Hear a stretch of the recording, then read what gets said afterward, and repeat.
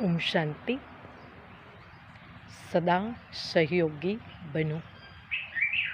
इसमें पहला है सदा, चाहे तन से, चाहे मन से, चाहे धन से, मनसा से, वाणी से व कर्म से सहयोगी बनो।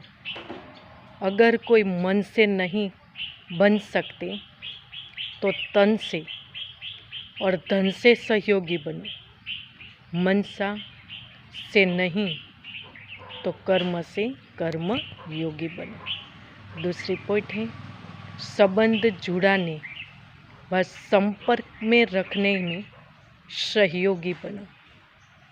तीसरा है सिर्फ संदेश देने के सहयोगी नहीं बनो, अपने परिवर्तन से भी सहयोगी बनो।